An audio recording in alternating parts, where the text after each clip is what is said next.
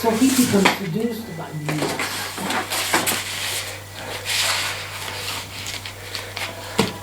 Yesterday, Diego gave a conference. A large crowd of people attended and everybody congratulated him.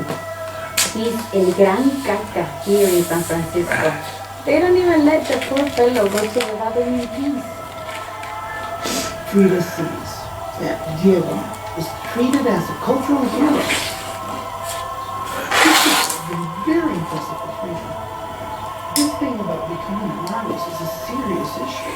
You can make a living. You can be respected. You can be heard. I've been painting quite a lot, almost all day. I've made 6 pictures and everyone has liked them very much. I think this might be the only opportunity I have to meet people who perhaps in the future might be interested in buying my paintings. She clearly had ambitions. She's really, I think, flourishing. Diego, he was proud of her work. He was there to support Frida. Diego wants me to have an exhibition here. It's an opportunity for me because I can sell something. It will be more than silly for me to pass up this chance. Don't you agree?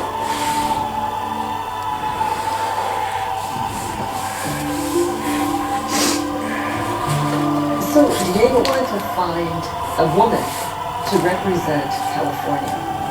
This woman, she becomes the earth mother of the mural. She's the focus of it.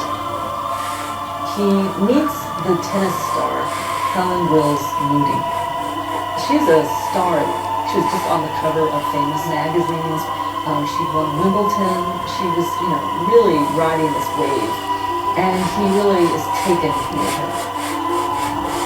He refers to her as having the fine chiseled features of a Greek statue. She's spending all this time with Diego.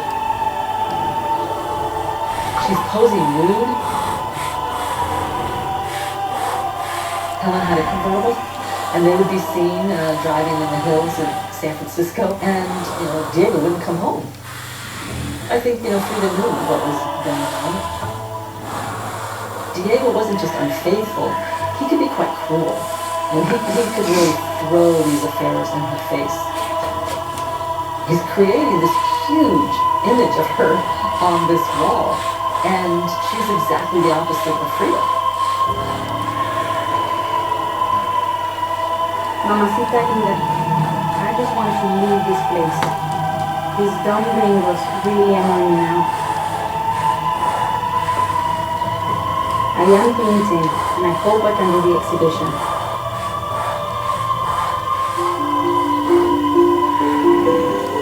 Frida was not happy in the U.S., but this doesn't mean she didn't realize what you can achieve. A lot of people look at this painting and they think that Frida is showing herself as the little wife to the great, maestro. But she is making herself stand out. What is she wearing? This beautiful red rebozo. It just ignites this painting. At the top of the painting, she has included a ribbon that says she's painted it for Albert Bender. Albert Bender, who's one of the most important art patrons of the San Francisco Bay Area. His business was insurance, but he loved art. Frida knew exactly what she was doing. If she had just done a self-portrait, I don't think at that time it would have had the same interest for people wanting to show it throughout the U.S. because they didn't know who Frida Kahlo was. But if they say, oh, yeah, here's this famous Diego Rivera, we know him. Oh, and there's his wife, Frida. Oh, and she made the painting. Oh, how interesting. So there you can. And you know what? It worked. Because Albert Bender did loan it to this exhibition at the Palace of the Legion of Honor. It ended up getting discussed in the Oakland Tribune, and it was actually featured as the image for this article. At least in San Francisco, where Frida Kahlo shows professionally as an artist the first time. here in the Hampshires in San Francisco, she does achieve something like that.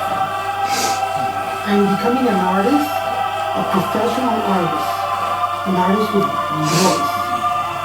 All my hard work will take me somewhere.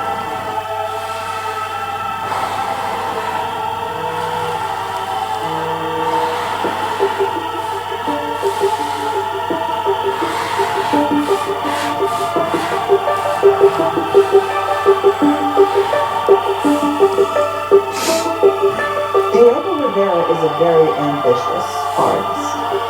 So if he's going to be painting large-scale murals, he needs power player patrons. Rockefeller was the richest man ever existed on earth. Nobody else ever has put so much severe. What Frida realizes when she's here is that this idea that the United States is kind of this land of the free, this place where no matter who you are, you can rise up the ladder and you can make it as long as you work hard. What she's discovering is that a lot of those ideals are myths.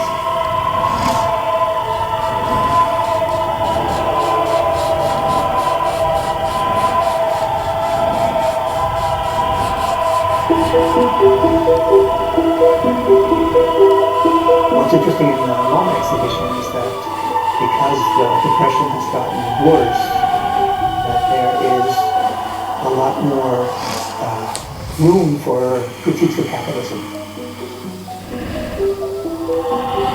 Diego Rivera, he essentially does a series of frescoes, this central piece where you have these three different layers. You have the tremendous prosperity of New York City, even in the middle of the Depression. And then underneath is a flop house. You have lots of unemployed, the frozen assets, it's human capital that's not being put to it. And then in the bottom level, you have another set of frozen assets. There's a very secure vault where rich capitalists are keeping their money. It is a bold thing to do, and I think this was a pot shot of sorts that Rockefellers were willing to take. This fresco is his most overt critique of U.S. capitalism up until that point. And he gets away with it, right? He's a star.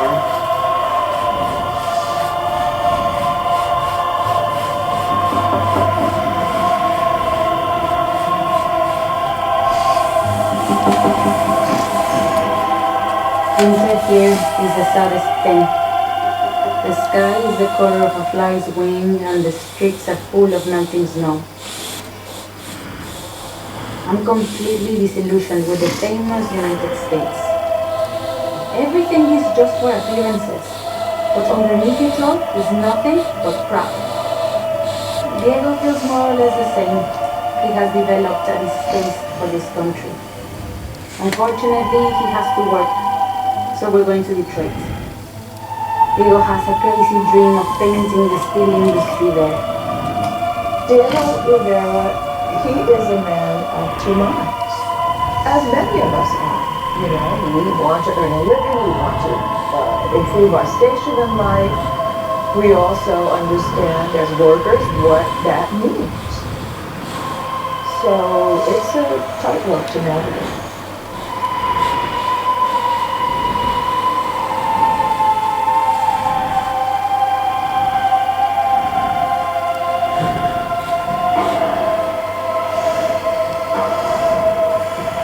Fords, another wealthy American family who made their millions producing cars. Ford, he's making his living by overworking the workers. And with the Depression, nobody's buying cars, so you have to lay people off. These workers don't have unemployment benefits. They're just laid off, and that's it.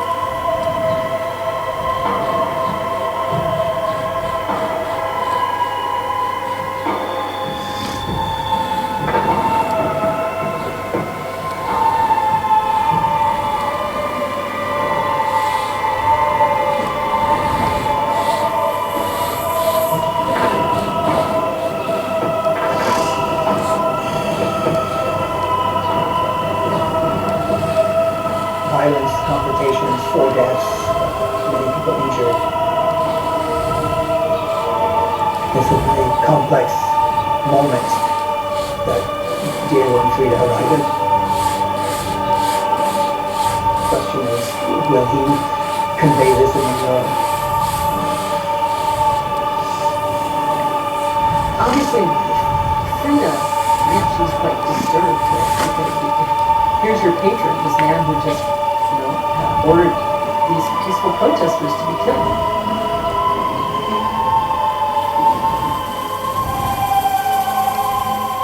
There is never the question of refusing to paint the scene. Rivera has leftist politics, but I think ultimately they're secondary to his desire to paint. It's his real passion.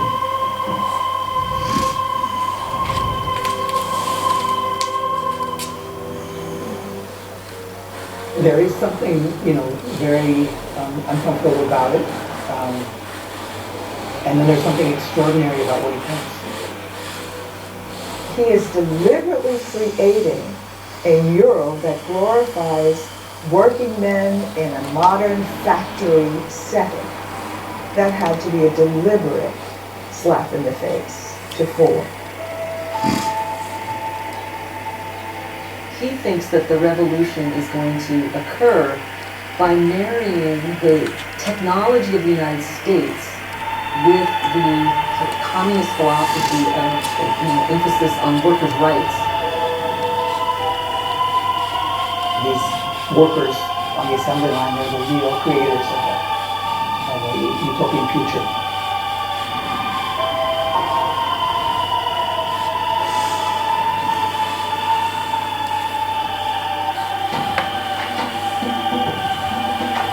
The city seems to me like a shabby old village. I don't like it at all. The industrial part of Detroit is really the most interesting. The rest is, as in all of the United States, ugly and stupid. But Diego is working very happily here, like a child with a new toy.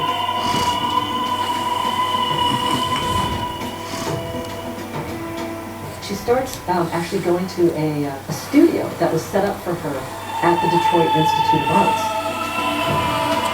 While Diego's creating in the courtyard, she's creating in her studio. A little bit about what she thought about Detroit comes out in Self-Portrait on the Borderline, where she's standing on a sort of pedestal in a very pretty pink dress, very uncharacteristic, not a Tewana dress, she's in a little fluffy pink dress. On one side in the background is Mexico, the United States on the right. The United States is awful. It's got smokestacks besmirching the sky. For Frida, this is a little more of a critique. Do you see the American flag in the smoke of Ford Industries? She's making a statement about the United States and the power of somebody like Ford Industries. That somebody like Henry Ford, this man who just, ordered these peaceful protesters to be killed. If he can be a hero in the United States, the land of the free, what does that mean?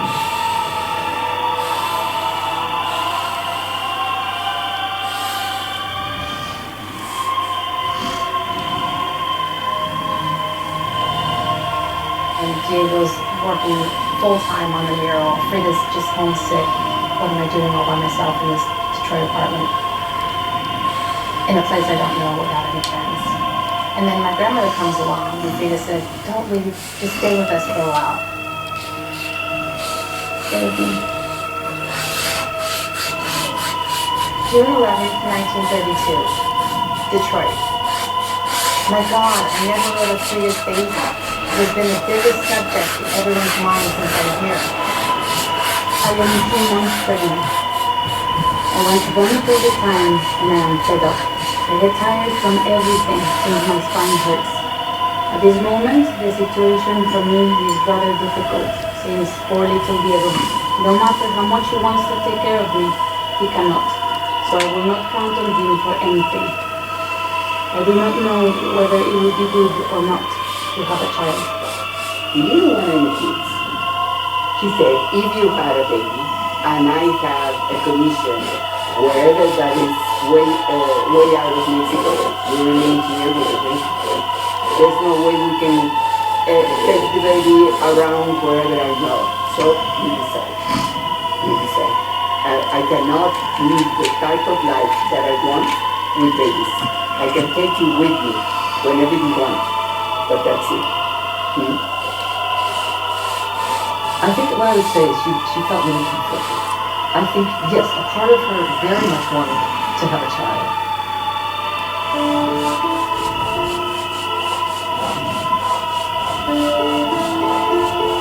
Tuesday, July 5th, 1932, Detroit. Sunday evening, Frida was so blue and menstruating, so went to bed and doctor came and told her as usual that it was nothing. In the night I heard the worst cries of despair, but thinking that Diego would call me if I could help, I only dozed and had nightmares. At 5, Diego rushes in the room, all disheveled and pale, and asks me to call the doctor. They came at 6 with ambulance and got her in the agonies of birth pain out of the pools of blood she had made, and over the huge clots of blood she kept losing.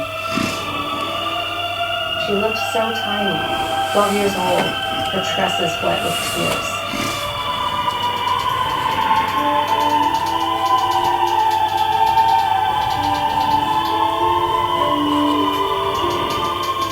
Bad news.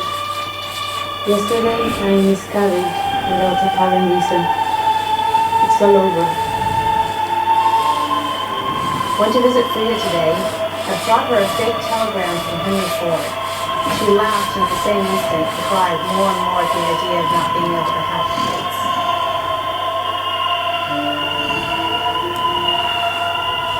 The fetus did not take form since he came out, all disintegrated, in spite of my being already 3.5 months pregnant. Who knows what the devil is going on inside of me? I had such hope to have a little baby. This is a heartbreaking,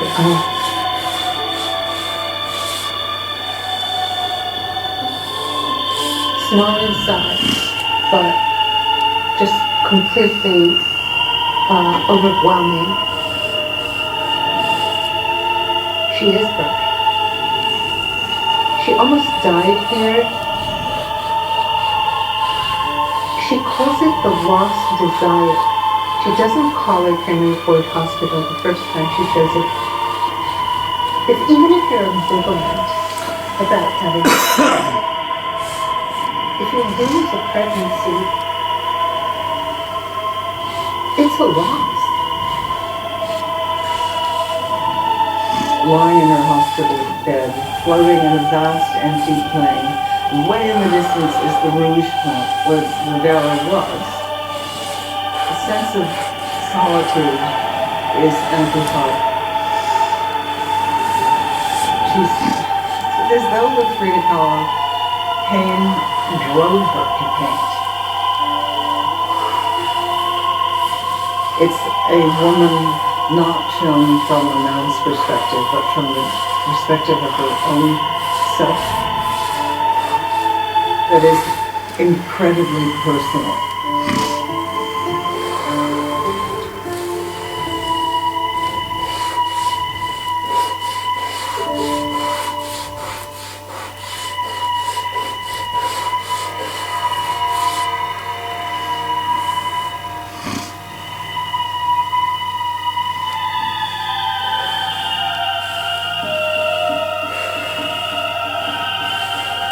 August 1932. We watched eclipse from the museum room. Frida was cross, and so I hardly spoke to her. Frida working hard, but she was like the wildest animal when anyone came into the studio. She would be so cross, she would swear each time a fly came settling on her arm. September 1932. During lunch, there came a telegram for Frida. I said how I hated the things, since they generally always had bad news. This one did. Her ma is very sick in Mexico. Frida knows that she's got to rush to Mexico immediately, and Diego says, "You need to go with her." My grandmother had her little brownie box camera. You can tell she's just so melancholy. You know what she's just experienced to be with me last month. Sadness, easy sadness.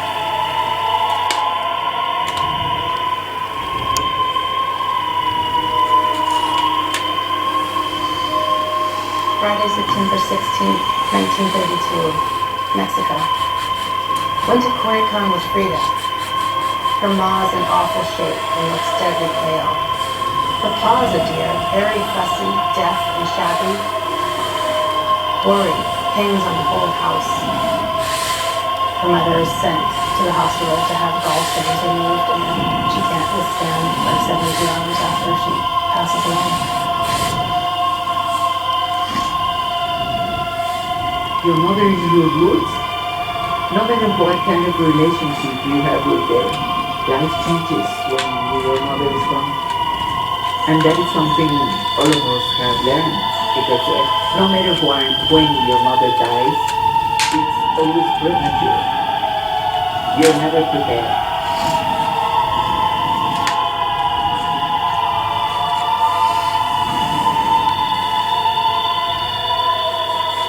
If you can think about the losses she's endured in just a few months.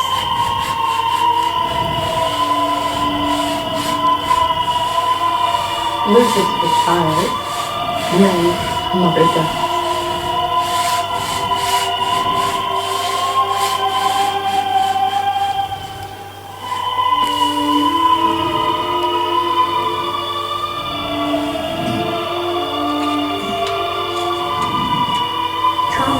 Is something that can't be remembered and can't be forgotten because it's so painful. You can't find the words to express it. It's unsayable. Frida Kahlo is a woman who can paint something that has been almost impossible to communicate in the past.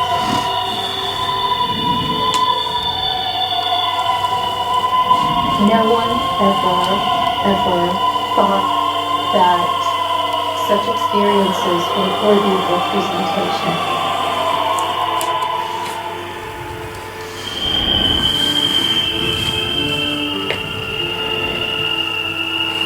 I adore you, my Diego. I feel I have left my child alone, and that means I can't live without you, my darling little child. Everything seems horrible to me without you. I'm more in love with you than ever, and every day more and more.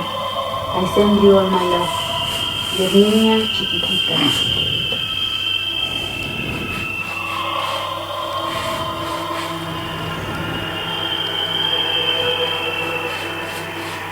I know that my grandmother talks about when they get back that he looked very thin.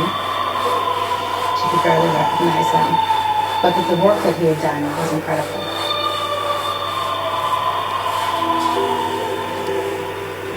Diego adds a child to his mural.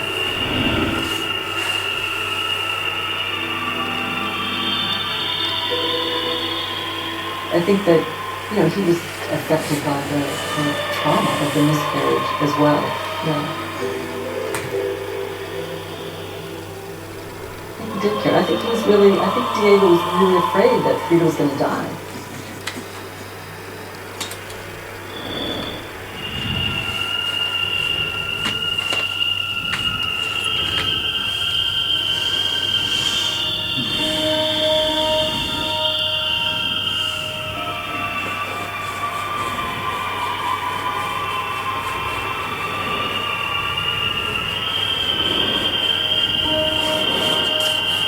Went to see Frida today. She seemed so glad to see us and said she's been sometimes so lonely in the afternoons that she would just cry. We passed all afternoon in a movie to see the gruesome film Frankenstein, which Frida wanted to see again. It was the kind of thing to joke about, so exaggerated was the gloominess. They went to a Spanish restaurant and had a kind of strong stuff like vodka, which went to the rest of the other. We acted most crazy, and we laughed a lot together.